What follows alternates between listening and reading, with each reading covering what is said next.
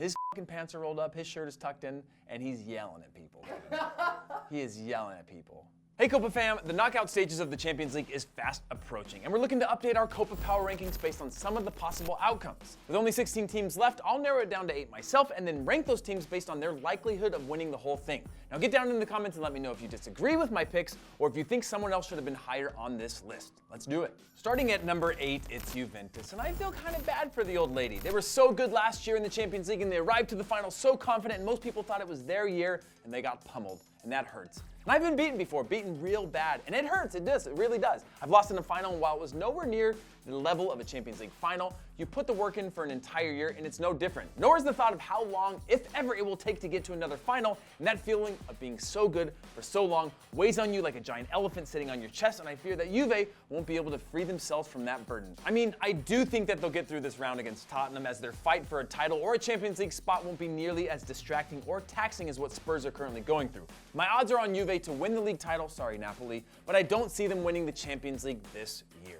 For 7, it's Roma. And these guys have had high highs and low lows at times this year, including only one win in their last 8 across all competitions, but the one place that they've been consistently good is the Champions League. They finished first in the group stages in one of the harder groups, which included monsters Chelsea and Atletico Madrid. Unexpectedly though, their best players have been Edin Dzeko, who just signed a new long-term deal, and Kolarov, who they brought to the club this summer after spending 7 years at Manchester City. I am by no means saying that they're better than Juventus, but Juve seem to have that Champions League curse, and with each season that weighs on their shoulders, seems to be getting bigger and bigger. Shakhtar is not an easy match, and they've proven to be a Champions League giant killer throughout the years. But if Roma can get a draw in Donetsk in Leg 1, they will cruise through comfortably in Leg 2. Coming in at number 6, it's Liverpool. By now you're starting to see a theme here. This theme is about schedule management, and it's been an issue in England in recent years. Is Liverpool's current form good enough to have them in my top 4? Sure. But Champions League is more than form. The reality is, Liverpool are neck deep in a fight for second place, or at least a top 4 finish in the Premier League, and that, no matter which way you look at it, is a distraction from the Champions League.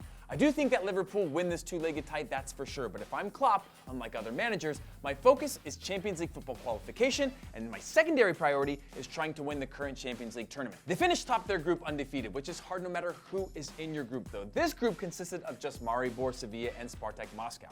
With Salah being arguably the best player in the world at the moment, Liverpool will certainly have their chances to go deep in this tournament, but it is still yet to be seen how big the loss of Coutinho will be to their Champions League capabilities. At number 5, it's Manchester United. I know everyone talks about City, and for good reason, but United have been solid as well. Yes, Lukaku is in a rough patch in the league, but in his defense, he has delivered this year in the Champions League. He's on 4 goals currently, and if he shows up in a big way against Sevilla, this could finally be the moment to shut up the haters and get back to his £75 million worth form. Sevilla are good, but definitely not good enough to beat the stingy United squad over 2 legs. It hurts not having a fit Zlatan this year, but hurt no more, my friends, because you now have a man named Alexis Sanchez who is seemingly hungry to do well again and is eligible to play even though he featured in the Europa League for Arsenal this season.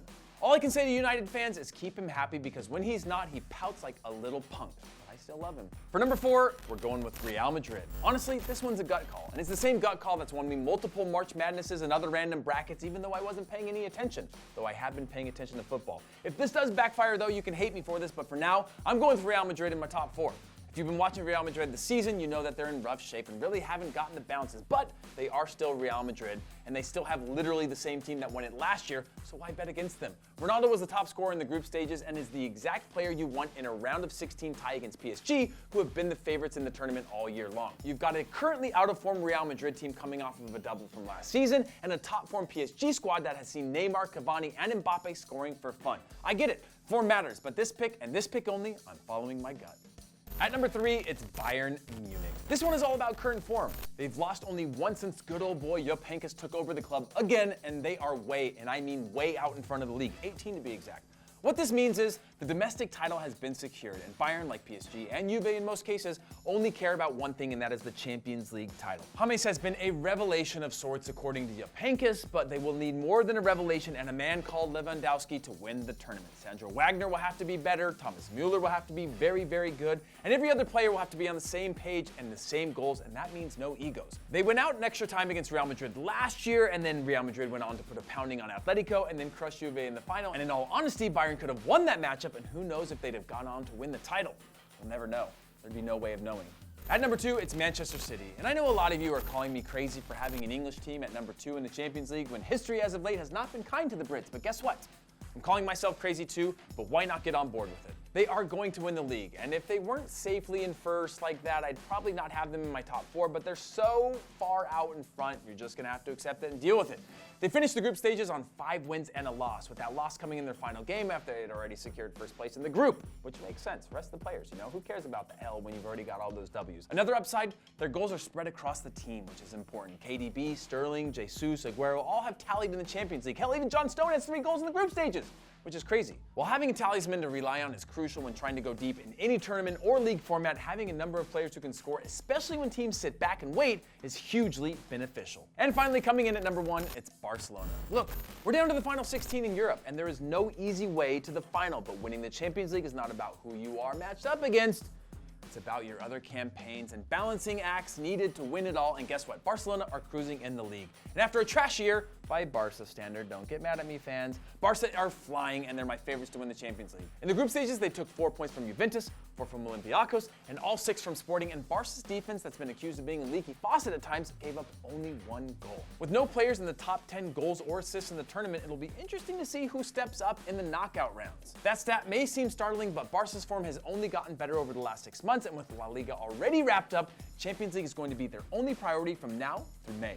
So guys, those are my power rankings and my pseudo predictions for this round. Get down into the comments and let me know how smart or stupid I am and who you think wins these quarterfinal matchups. And as always, Copa fam, hit that subscribe button and let's keep this conversation going. See ya.